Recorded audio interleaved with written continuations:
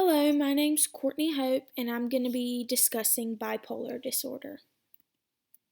So, first of all, bipolar disorder is a chronic or episodic mental disorder. It can cause unusual and often fluctuating changes in moods, energy, and concentration levels. It used to be called manic depressive disorder, which this is because bipolar disorder is a mixture of manic and depressive episodes. This disorder develops usually in late adolescence or early adulthood, but it can sometimes have symptoms appear in children. This disorder usually requires lifetime treatment. It impacts many variables in an individual's life, including their income, getting a job, and more.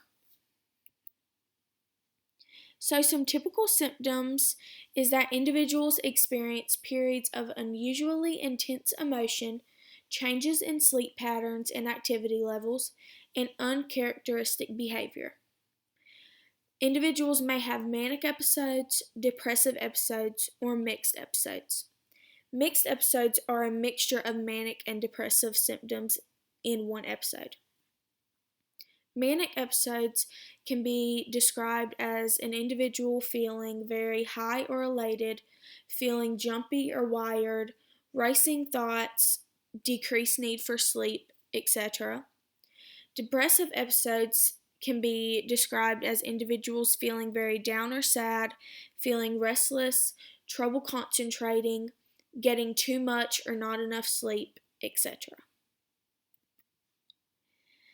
The next portion is the diagnosis. Bipolar disorder is split into three types: bipolar 1, bipolar 2, and cyclothymic. Bipolar 1 is characterized by manic episodes that last at least 7 days or manic symptoms that are so severe that hospitalization is required. Separate depressive episodes occur that typically last 2 weeks. Mixed episodes are possible in this type as well. Bipolar 2 is defined by patterns of depressive episodes and hypomanic episodes. Hypomanic episodes are not full-blown manic episodes, meaning individuals are not full-blown manic, which this can be very hard to tell because an individual may just seem really happy or really driven, but really they're in a hypomanic episode. Cyclothymic is defined by persistent hypomanic and depressive symptoms that are not intense enough or don't last long enough to qualify as episodes.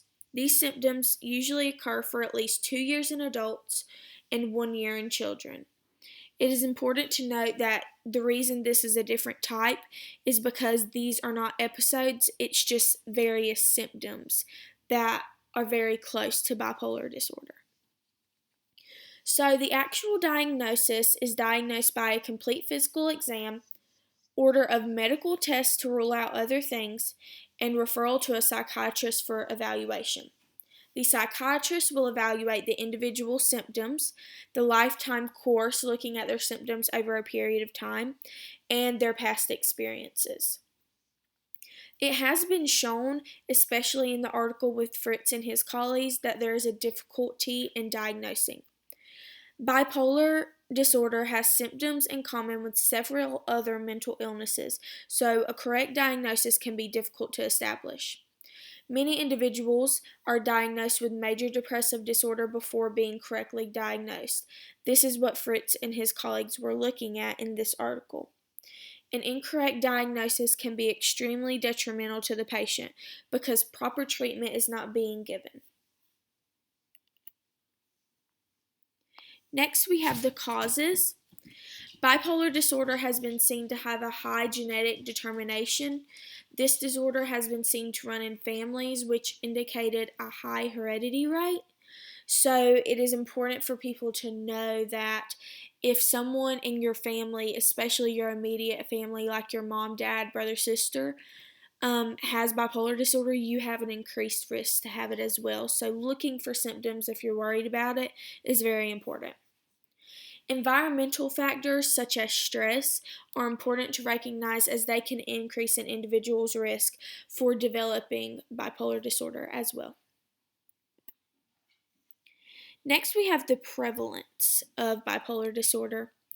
In the article with Ferrari and his colleagues, they looked at the global burden of disease study in 2013 and took information from that to develop their article about the prevalence of bipolar disorder.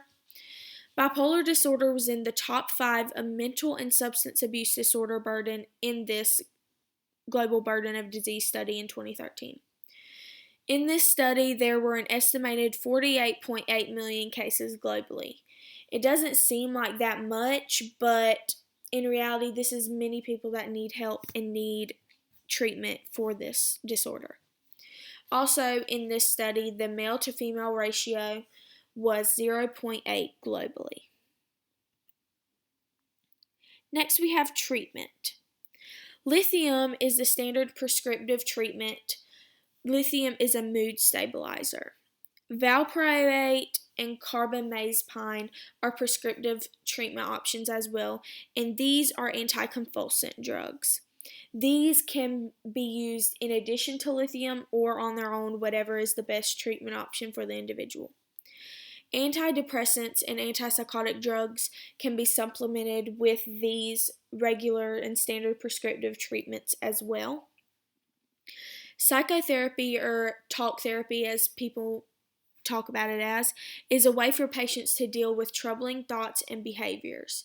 This disorder is not an easy thing to deal with. Many individuals do not like taking the prescriptive treatments because they say it takes away their personality and it makes them feel numb a lot of times. So talk therapy can be a great way for their psychiatrist or psychologist to get them to talk about their feelings and get the things off their chest that they need to get out so they don't revert and stop taking their medication because they really do need it. Other treatment options can include electroconvulsive therapy, regular exercise, and good sleep and diet. In conclusion, bipolar disorder is an extremely difficult disorder to live with because treatment is necessary and sometimes difficult to obtain. This disorder can impact an individual's career, relationships, income, and so much more. Learning how bipolar disorder is diagnosed and what exactly it is and what to look for can be instrumental in helping someone seek treatment if needed. These are all of my references. Thank you so much.